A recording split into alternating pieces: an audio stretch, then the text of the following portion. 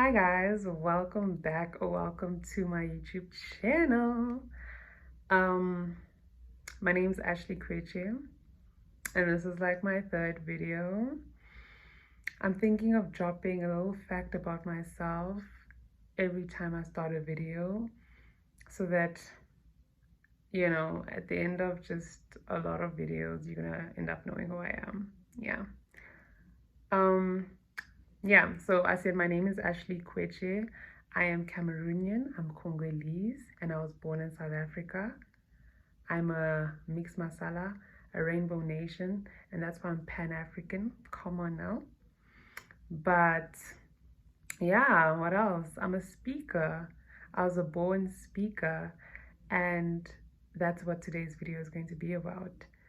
It's going to be about bringing out my natural gift instead of what is expected of me, period. So I really want to speak from my heart in this video because this is something very personal to me, and especially in the past 2 weeks of my life right now, I was very much challenged with my beliefs, with my perspectives, with my career choice, with everything, and not just by one person, by multiple people, which kind of made me tremble. It made me a bit like, whoa, am I doing the right thing? Even though I have a knowing that I'm doing the right thing. I was born with this gift, which leads me to a story that I want to tell you guys. So when I was born, actually, I know a lot of people are just like, Ash, that is crazy, that didn't happen, they lied to you. A lot of people laughed at me, but my parents wouldn't lie to me about my birth story. Like, what is that? So what happened was 20 years ago when I was born on the 7th of March, when my mom gave birth to me, I came out. Obviously, I cried for a few moments, maybe a few seconds, a minute, cool. And then I just started speaking baby language. I'm speaking to my dad because my dad's holding me and I'm speaking to him and I'm just like, and they like, what? She's already speaking, and already immediately before I even started living properly, before I even got out the hospital, they already prophesied and said, she's gonna be a speaker, she's gonna be a preacher. The nurse and my dad, and they were just like, yes, she's gonna be talking. Okay, that's what happened when I was born. Cool. I grew up and I was like 4, 5, 6, I don't know, and my mom used to watch Oprah Winfrey, and I remember every time I saw on the TV, I just had like this connection towards her. And I remember looking at my mom and I was like, Ma, I want to be like Oprah Winfrey when I grow up. And she was like, oh my God, yes, girl. And pray to Jesus. Jesus will do that for you. Cool. So like, obviously when other kids are here, like, I want to be a teacher, I want to be this, I want to be a doctor. I never said that. I used to say, I want to be like Oprah Winfrey. I don't know what she does, but I see her on TV and I'm like, yeah, that's me. Okay. So cool, I bet. I went to primary school and I did public speaking from grade 1 all the way to grade 7, and I would sweep those trophies away. Everyone knew if Ash is getting on that stage for public speaking, she's going to get all the trophies here. Okay, that was my thing. Went to high school, and then when we were able to, so they had public speaking, but they did it in like groups, and I have a problem. I don't know how to work in groups, so I just didn't do it. So I waited until grade 10 and I chose drama as a subject, dramatic arts. A lot of people thought it was just an extramural because they don't take art seriously. That is their own problem. It was a real subject, and it was the only subject that I enjoyed and I flourished in. My marks were good when it came to performing arts, and I loved it. Yeah, if you now look at your life, like I looked at mine, and I was like, Ash, my passion never hid, it never hid from me. I never had to find what is my passion. I never had to look for it. From the day I was born, I was known to be a speaker, and that's what I am, you know? So, as I say, today's topic is bringing out my natural gift rather than what is expected of me, because I feel like society expects so much from everyone, you know, and I'm one person that never wanted to partake in something that did not feel genuine to my heart. I wanted to do what I loved, you feel me? And especially now, we are young adults and we're entering the world, and I'm like, I cannot enter the world and do something that I don't love for the sake of society. I will first, especially at this age where I have at least the security of my parents, to choose what I love. And what I love to do is speak. What I love to do is art, and not just in a way that looks cool, in a way that changes minds, it changes souls, it brings people back to consciousness, to who they truly are. I speak with a purpose for change. I'm trying to awaken that for the people that I speak to and the people that are watching this video. But let me talk about how I kind of, like, a few things that touched me to pursue my life like this. And the first thing was really, what do I love? What do you love as a person? We're young and we have the opportunity to choose, you know? We have the opportunity to choose. What do you love? What is that soul? Because this is one thing I've realized. The soul whispers, and it's the mind that chatters and chatters and tells you, no, you can't, because this and that. Yes, you should do this because this is what is. That chatter is the ego. That chatter is your mind. It's what society has implemented in you to think. But your soul, it comes to you as a whisper. It comes to you softly. It doesn't fight. What is that little voice? What does that little voice want to do? You know, what feels true to that little soft voice? And it's pursuing that. You know, I tell everyone that I speak to, when you're following your soul's mission, money is never even a thing that you need to worry about.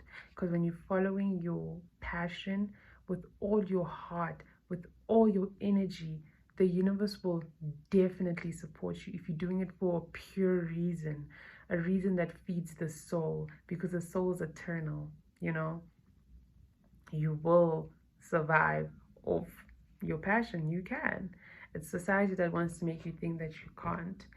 And that's something that I'm not going to believe. You know, I'm also starting off and I didn't make it yet, but I can tell you now that I made it already. I'm already a living success because I live true to myself. Every day I wake up and I feel good, and I see how the universe is always supporting me and will continue supporting me no matter what. I have an internal happiness, you know, because I'm following my soul's mission.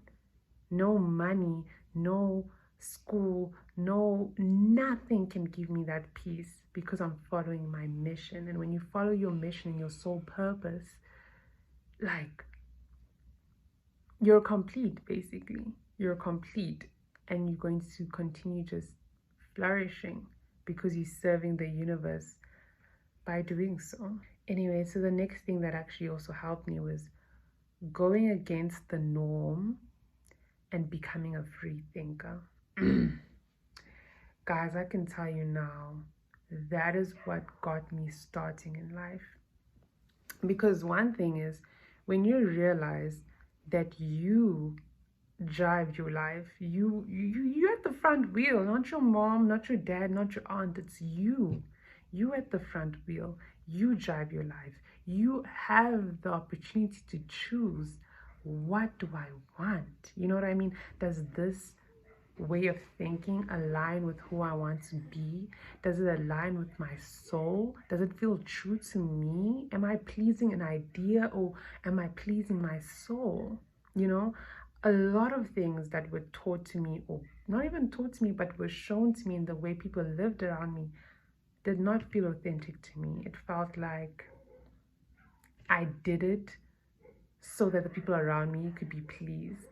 Everyone around me can be not pleased as long as I'm pleased, you know? And that doesn't even come from a rebellious side of me. It comes from a very real side. At the end of the day, we all came alone. I don't belong to anyone. I came alone. You came alone. Your friend came alone. Your mom came alone, you know? So you have to serve yourself before you can serve anybody else. And that's what I chose. And I'm so for having experiences. I don't believe any experience can be wrong or right. We are the ones that label it. Experience is part of the journey, and it allows you to learn. All my bad experiences have made me grown so much as a person and brought me to doing what I'm doing right now, you know?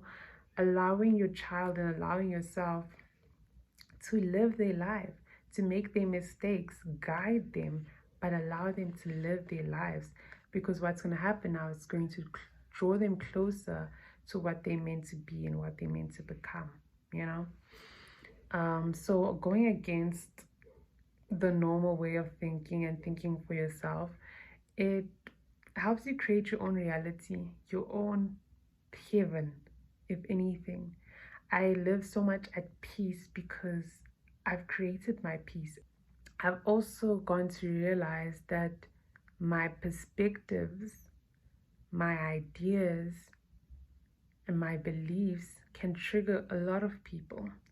Yesterday, I was on a call and I was telling them my beliefs and my perspectives and my ideas on life. And they were like, oh no, of course she thinks like that. She's an artist. Oh no, of course she thinks like that. Just labeling me. Our society has taught you to label people that think differently compared to you. We can't all think the same, baby. And one thing also about being yourself, there's no one like you. So it's going to be weird when you express it. It's going to be like, you're not going to follow the bus and just be blinded and you're just choosing your own way. It's going to be weird because it's different. But different is not wrong majority of the time, you know? So I remember just feeling a bit trembled, like, oh my God, like, they're gonna think I'm weird. Oh my God, they think I'm weird. And then I was like to myself, so what? I want boys that don't even truly know themselves to be like to accept me. So I must dim down my life so that they can say she's cool. No, baby, no. So I was like to myself, girl, be weird then. They're not on your level of free thinking to accept that everyone in the world can be different and it's okay. It's not your duty. Who the hell are you to want to keep people in check? Yet it's your God that says don't judge, but you're first to judge? And it was only two boys out of I think 4 or 5 of them. Two boys were like, it actually made sense towards the end. It's just, he came with a new perspective and it can sound a bit taboo to the world. So, we just had to jump in and, judge. But you actually made sense towards the end. I think we just had to hear you out. And I think hearing that was so comforting because it felt like, whoa. But it taught me to stay true to my belief, Stay true to my belief. My belief is not up for debate. It's what makes me me. And I feel so much more powerful now that I have found what is true to me and what makes sense for me. It helped me so much in life. Yeah. So become your own thinker, create your own perspectives, understand what makes sense for you, what doesn't make sense for you. Allow yourself to question everything.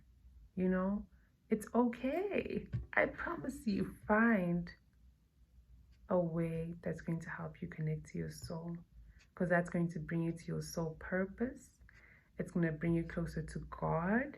And through that, if you're serving the soul, you're serving humanity, literally. So through me living my truth, it's going to help you live your truth. That's how it works.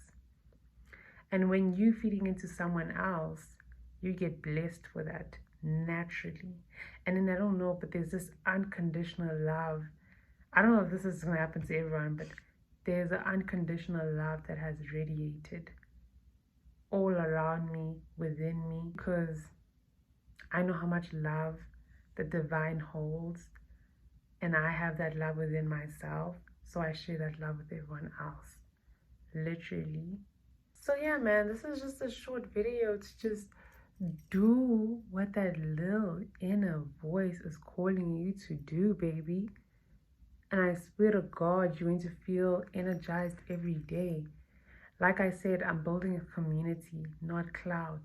And I'm also seeing where this journey is going to take me. But so far, so good, you know? As long as there's an internal fulfillment, because like one of the laws say, as within, so without. As above, so below. So whatever's happening internally is going to mirror externally into my outer life. I don't need to worry about what's happening around me, because I know, I have an inner knowing that within, everything is going to work out because it's working out internally. And I was telling my best friend, Bisto, that, you know, the greatest prayer to me is knowing. I don't need to sit and beg God, because God already knows what I want. The universe already knows what I want. It's a matter of, do I believe it?